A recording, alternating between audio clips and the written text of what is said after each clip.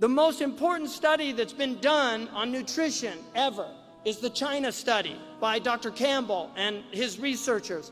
This was a first-rate researcher from Harvard, teamed up from Princeton, teamed up with Oxford. He was completely credible scientist. Some things about the China study that are very important.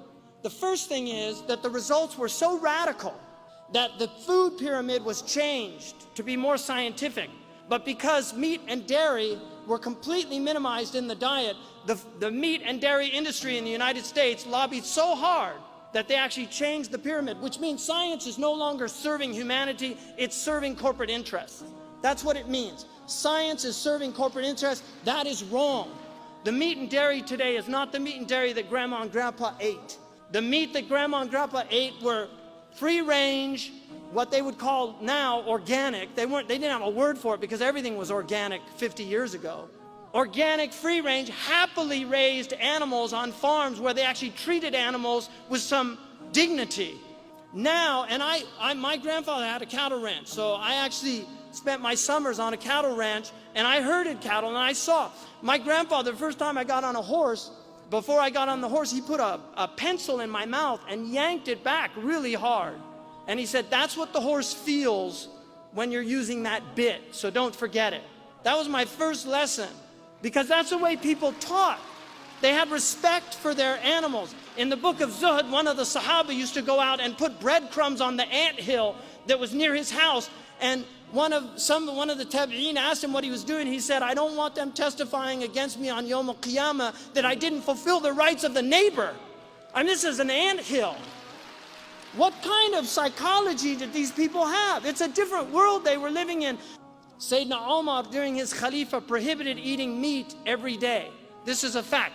Also, don't think vegetarianism is not from Islam. People say that when they become Muslim and they're vegetarian, they say, oh, you have to stop eating meat. I mean, you have to start eating meat. Your iman's not complete until you eat meat. That's what they say.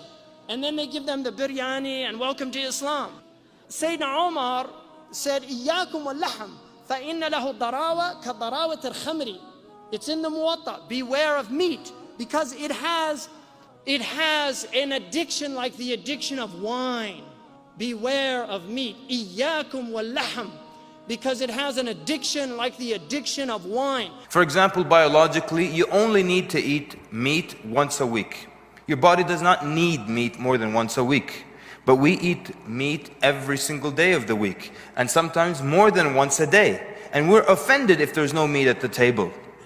So what happens? We were not designed to consume so much meat. And the result of this overconsumption, we get all kinds of illnesses.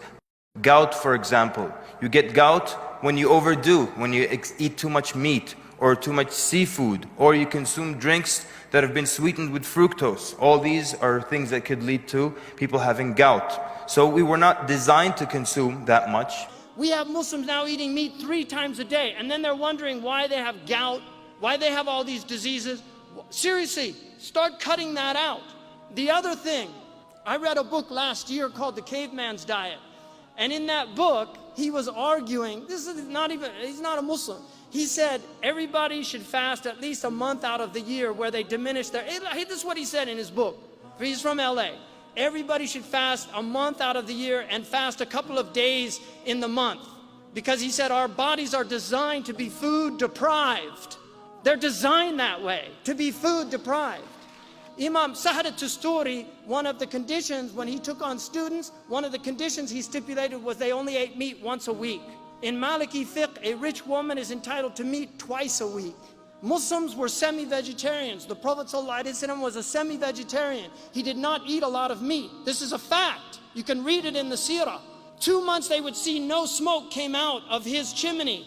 And they would say, what were you eating? They said, al-aswadain. It's in the Sahih collection. Al-aswadain, water and dates. Dates are one of the most beneficial foods in the world. So this is absolutely imperative that you change your diets.